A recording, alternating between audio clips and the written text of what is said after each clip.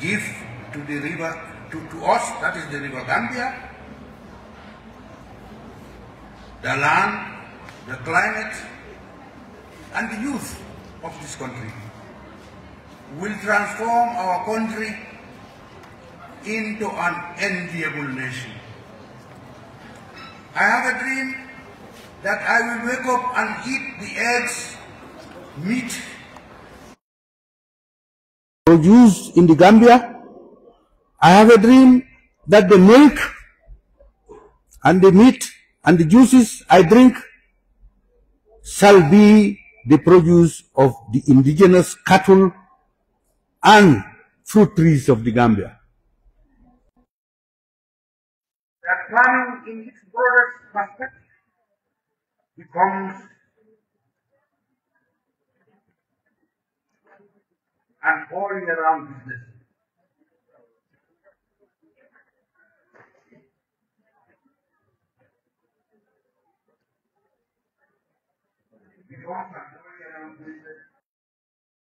Viable and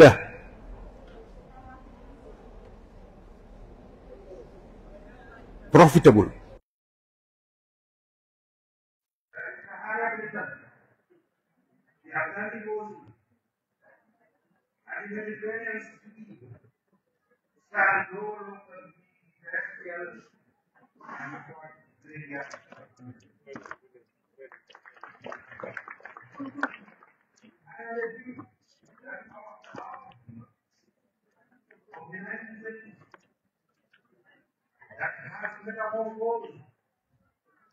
That is 𝒕𝒉𝒊𝒏 syndrome.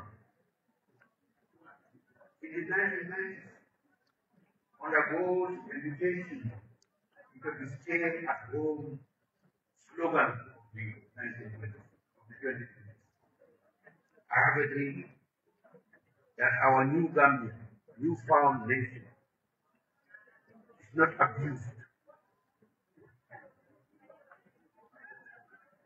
to the detriment of national peace.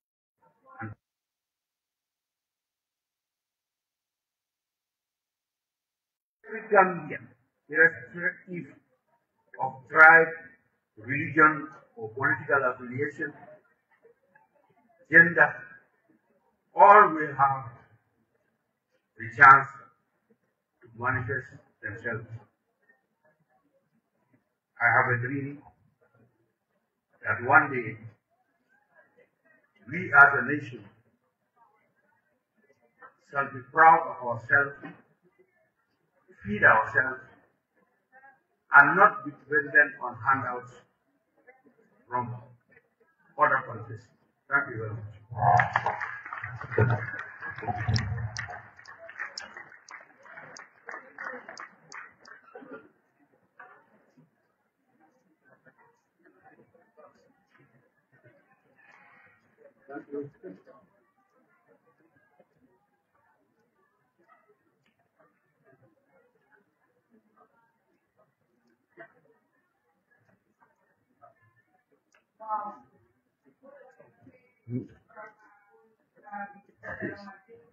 We all have a dream, right? And I hope and pray that one day those dreams will become a dream. So, we were supposed to have 𝒕𝒉𝒊𝒏, who is also a boy. 𝒕𝒉𝒊𝒏, are you hearing this? Yeah, you come please give us something that we will have. And from there, we will be having 𝒂𝒄𝒄𝒏 when 𝒕𝒉𝒊𝒏 is done.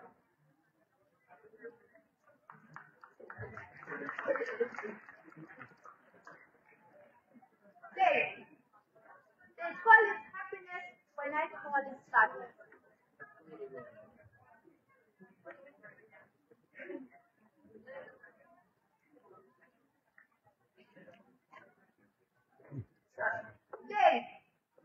They call it happiness when I call it sadness.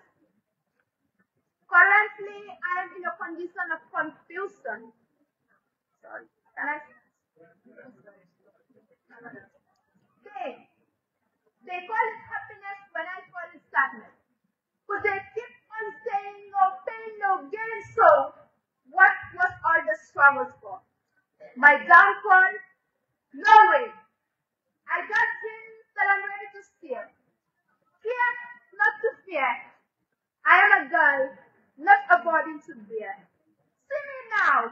From graduation, I got no occupation. All I need is motivation and determination in order to survive in the future generation. I am a girl, not a burden to bear. Good morning to you all. I'm here to recite a poem entitled Life and in Boost. Life, when I say life, it's the most easiest thing to spell and the most difficult thing to define. We all got a dream, big but remember, that dream does become reality through magic. It takes sweat, commitment, and determination to achieve our dreams. Marcus Garvey once said, and I quote, if you lack confidence in yourself, that's why is defeated in the race of life. Take full responsibility for whatever you do and do not put the blame on others. Some people tend to predict this life, but let me tell you, life has been predicted. It's because the life is changing.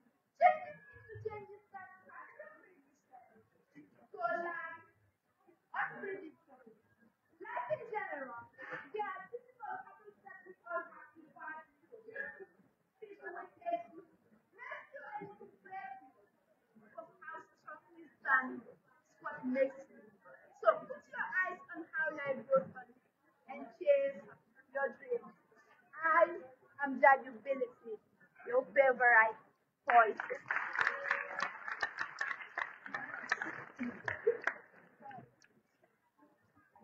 Thank you so much, Father Jadu. That was a great piece. Now, as we all know, the School of Agriculture, we have two different schools within the School of Agriculture. There are students that are studying the crop science and students that are also studying the animal science. So it won't be fair if we would be biased if we only invite those that are speakers that will only speak and on crop and leave the animal sector out. But then we don't have to go far because whatever we need is all in the School of Agriculture. We are going to invite our very own Dr. 𝒂𝒄𝒄𝒏, who is a lecturer in Gambia College. So, then will give us a biography about Dr. 𝒂𝒂𝒏. Dr. 𝒂𝒂𝒏 is the president of the Gambia Veterinary Medical Association. He is a renowned veterinary doctor and expert in animal health and welfare. He had an impressive serving in various positions of responsibility, including Director General of Food Safety and Quality Authority, Director and Chief Veterinary Officer Department of Livestock Service, and West Africa Representative, VENS, United, at Berlin registered Animal Welfare Charitable Foundation. So ladies and gentlemen, a round of applause as we welcome Dr. 𝒂𝒂𝒏.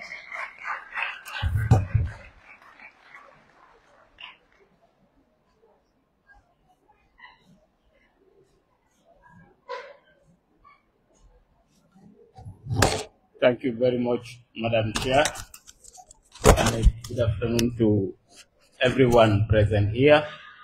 My respect to the high table, in particular His Excellency, Uncle Usenu A&M Dabo, students, members of Sasa, everyone here present, all protocols duly and respectfully observed. For far too long, we call ourselves the smiling coast of Africa, but that smile did not extend to all the creatures that live with us here. For far too long, there has been a lot of animal suffering in this country. It's like a stain on our national conscience. However, we are happy to note that there are signs that this is beginning to shift in a more positive way. We have more than 5,000 students from College and University of the Gambia trained in animal welfare and are stationed all across the length and breadth of this country. These students are proactive, engaging in sensitizing the community about the welfare of animals. Animal welfare is very important when it comes to national development. Animal welfare has to do with food security. In the Gambia, our agriculture is not mechanized. We depend mainly on the use of animal-drawn implements. The welfare of those animals is crucial to the development of our agriculture. Our agriculture will not be mechanized overnight, but we have seen communities in this country that have prosperous lifestyles because they take care of their working animals. A community like Medina Sancha in LRR is a typical example. So animal welfare also has to do with the health of the population. We are all aware of diseases that are transmittable between humans and animals. For such disease, effective control lies also in animal welfare. We also are aware of the importance of animal welfare when it comes to environmental sustainability, biodiversity, and the ecosystem. Animal welfare is crucial in terms of our environment. If we want to have a sustainable environment, we must recognize the welfare of all species. Just a week ago, the animal welfare community in the Gambia was shocked. We saw a crocodile, dead crocodile, on top of a lorry that was supposed to be given as a present to someone in this country. That was disgusting. It was very disgusting to the entire animal welfare fraternity of the Gambia. We raised our voice, and I said that if it were my uncle, Usenu, who did that, I will raise my voice. If it is Honorable Esafal, I will raise my voice. Raising our voice has nothing to do with whoever is there. For us, we raise our voice when it is necessary to raise our voice. So we took that very seriously. We believe that the welfare of animals is something that we have to guard jealously. We are happy that animal welfare is gradually moving in the right direction in the Gambia. Animal welfare is now part of the curriculum of Gambia College, and indeed it is mandatory in the School of Agriculture. At the University of the Gambia, animal welfare is also mandatory for the School of Agriculture and Environmental Sciences. So the Gambia is in good standing to serve as a good example for countries in the sub-region when it comes to animal welfare. The Gambia College is designated as an animal welfare friendly institution. And the good thing is that we have animal welfare clubs across schools in this country. Students are interested in the welfare of animals. So the Gambia is a country moving in the right direction in animal welfare. And we have seen this country has very good laws about the welfare of animals, Biodiversity Act. Even in the past, the 1977 declaration, the Banjul Declaration, when it regards into the biodiversity and different species. So the Gambia is in good standing, but we will not be relaxed. We will continue to watch what is happening, because what has happened a week ago has shaken me and all animal welfare advocates in this country. I thought that we have passed that level.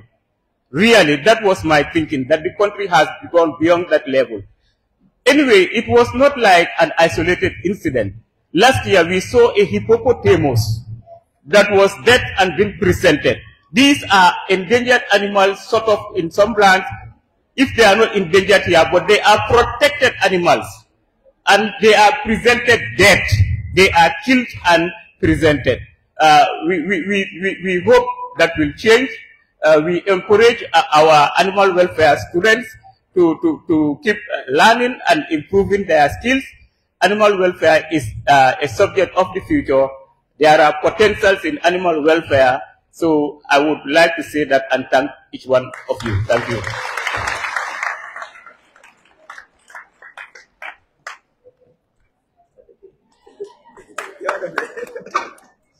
Thank you.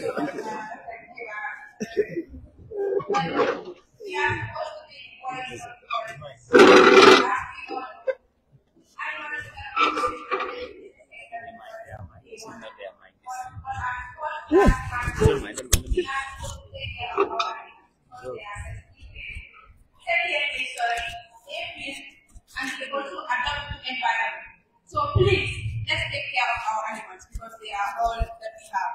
We are supposed to be their family and their friends. Let's stop animal cruelty. Thank you so much, Dr. 𝒂𝒂𝒏𝒏. Next on the agenda, we have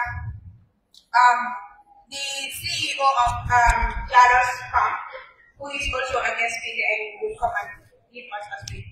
She will give you the biography of Mr. 𝒂𝒂𝒂𝒏𝒏. Mr. Ibrahima Jallow is a farmer. He was born and brought up in the Gambia as most Gambian youths. After when he finished his high school in the Gambia, he later traveled to UK, where he did his study. After he studied, he came back to the Gambia and decided to start a business, and he ventured into sheep breeding. And years later, he decided to start a crop farm as well. Ladies and gentlemen, put your hands together as we welcome Mr. Jallow, the CEO of Jallow Farm.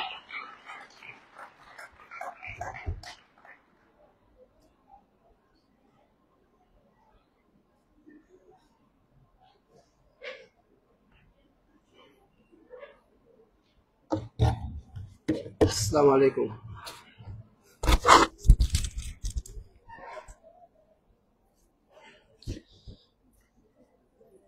Did anybody eat meat last week here? 3 weeks ago? 1 month ago? We lived up and empowered our neighboring countries, and you took our job away. 95% of the sheep we eat in this country is imported from Senegal, Mali, or Mauritania. It breaks my heart. All we do is we empower these countries, strengthen their economies, while we are weakening our economy and depriving our youth and women the much needed jobs. Ladies and gentlemen, esteemed guests, students, and fellow farmers, His Excellency Ousainou Darboe, and good afternoon. My name is Ibrahima Jallow, and I'm a farmer. Everybody spoke here about farming and how people marginalize farmers. If you want to see a farmer, that's one. This is what a farmer looks like today in the Gambia, and I'm proud of it. It's something that you need to be proud of. If you look at the world today, in Africa, the next billionaires are coming from Africa, and they are coming from farming and the farming community. It means the whole value chain. It's not a mistake that you are into these studies. Look around you. Look from the left. Let everybody look from the left. Look from the right. You are the billionaire next to me in Gambia.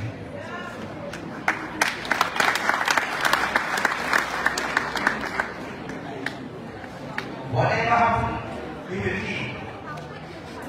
In your whole life, you might not be a lawyer.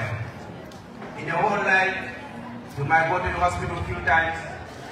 In your whole life, you might not have any problem with anybody, but you will have to eat. So whatever happens, we will eat. Baba Jawara once said, the person whose feet is at the shore, whose food is at the shore, is not the same as the person whose food is at the store. The person whose food is coming from the shore It's a Mandinka proverb, so I'm trying to change it to English. The person who's waiting for his food at the shore is not the same as the person whose feed is stored in his store. So Gambia today, we are always waiting for our food to come from the shore, which is not guaranteed. So you are the people who can change that. And I promise you, if you take these things serious, this is a business that you know you can become a millionaire easily in this country. It's the easiest sector that can make you a millionaire. Forget about what people are talking about farming before. What our great parents or our grandfathers were doing, they were doing subsistence farming. When we talk about farming, we are not talking about subsistence farming. We are talking about mechanized farming. Most of the time, we take so much money and build a house and rent it. Imagine spending $3 million in a farm. By 6 to 7 months, you will have a $3 million in plus your interest. You put that in a house, it might take you 25 to 30 years to get your money back. And today, I was asked to talk about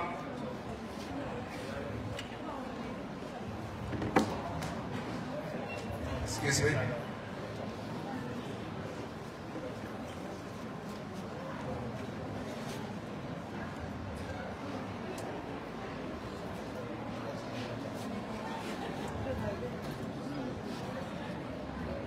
Today, I was asked to talk about the livestock sector.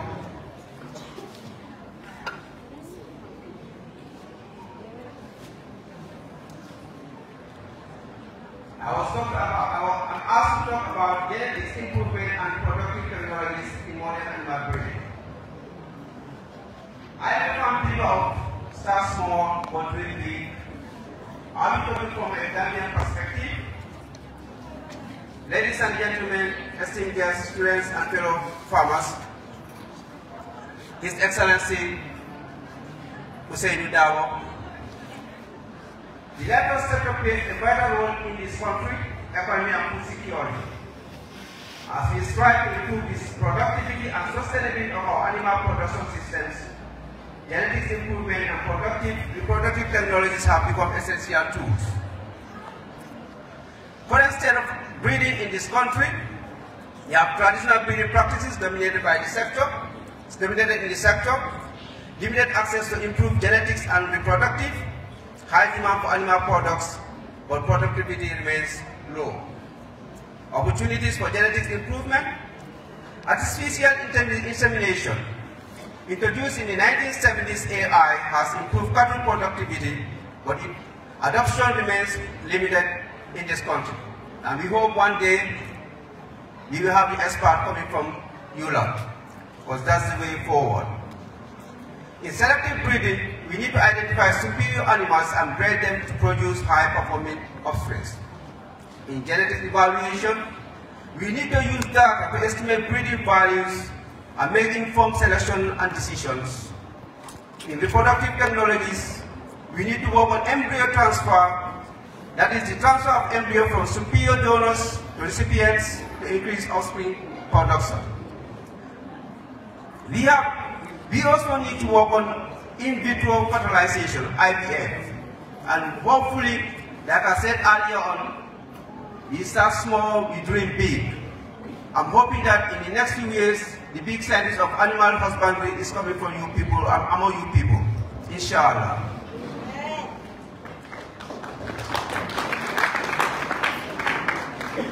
The benefit of genetics improvement and reproductive technologies include improved animal productivity and efficiency, increased milk and meat production, enhanced disease resistance and adaptability, better adaptation to climate change. Some of the challenges and opportunities are limited access to technology and expertise, and that we hope that is going to be solved. Like Mr. Soul stood here and said before, they used to struggle to enroll students into the Department of Agriculture or School of Agriculture. And today, alhamdulillah, we are proud to see a hall full of students very into agriculture. Thank you for applying for this noble job. High cost associated with technology adoption, need for training and capacity building, opportunities for public-private partnership and collaboration. And as the Honorable His Excellency sitting here, this is something we need to know that we have to focus on. The government cannot do it alone. The government cannot do it alone. We need public-private partnership. And I hope that His Excellency is noting that. There are a lot of things that can be recommended, like strengthening breeding programs and genetic evaluation, promote the adoption of reproductive technologies, develop capacity building programs for farmers and technicians, foster partnership between government, private sector, research institutions, and this is one place also that we are lacking a lot behind. We don't put much money into research institutions, and we cannot claim that we will be self-sufficient if we cannot sponsor our research institutions. And I hope everybody listening will know that it's a factor that we farmers want people to put money in and the government to put money in.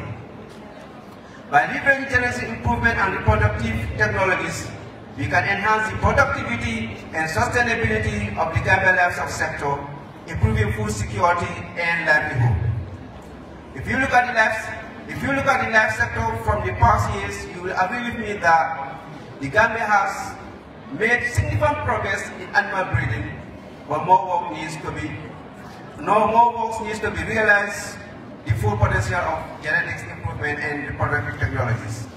I will suggest that institutions to work closely with farmers to come with suitable programs for the farming sector. Because most of the time, institutions will write programs not consulting the farmers, and then they will give the farmers something that they don't need, rather than they could have saved a lot of money and time by working with the farmers, and the farmers will tell them what is really needed in the farms. Like Mr. Sasa said earlier on, this is a sector that is hands-on. So this hands-on, we need to put a lot of emphasis on this. When they finish their studies, it is easier for them to think about creating jobs rather than looking for a job. Let's work together to harness these technologies and create a brighter future for our livestock sector. Finally, genetic improvement and reproductive technologies are essential for improving animal productivity and sustainability in the Gambia. Thank you. Assalamu alaikum.